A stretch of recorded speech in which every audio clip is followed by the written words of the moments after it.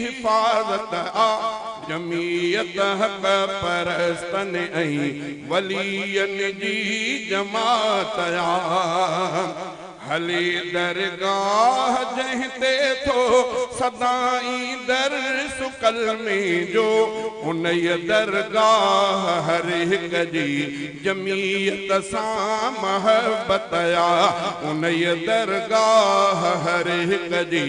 जमीयत सां महबत जमीयत उलमा इस्लाम सर तकबीर सर बुलंद नारे तकबीर शेखुल हिंद अमरोटी ऐं मदनीअ जी जमात शेखुल हिंद अमरोटी ऐं मदनीअ जी जमात अथई हाले जवी हिन में करे मुफ्ती क़ियादत अथई हाले जवी हिन में कई मुफ्ती क़ियादत ऐं हज़रत बेर वारन जी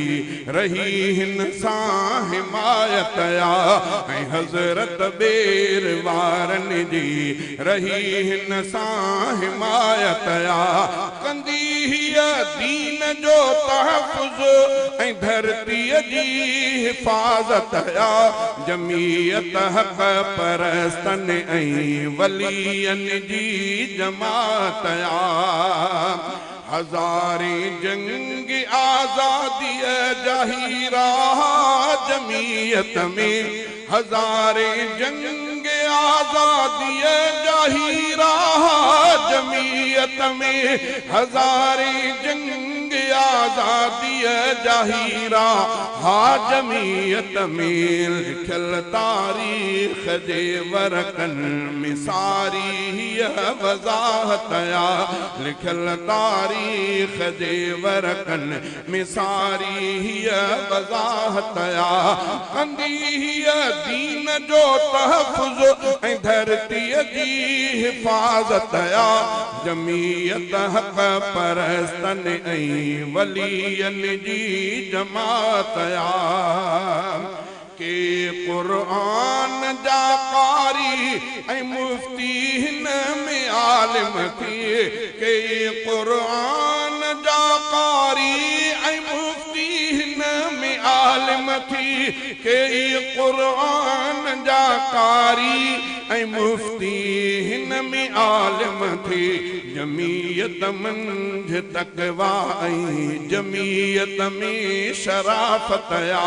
जमीयत मंझ तक़वा ऐं जमीयत में शराफ़त फितन जे दौर में जंहिंखे कयो मज़बूत जंहिं आहे फितन जे दौर में जंहिंखे कयो मज़बूत जंहिं आहे फितन जे दौर में जंहिंखे कयो मज़बूत जंहिं आहे सा मौलाना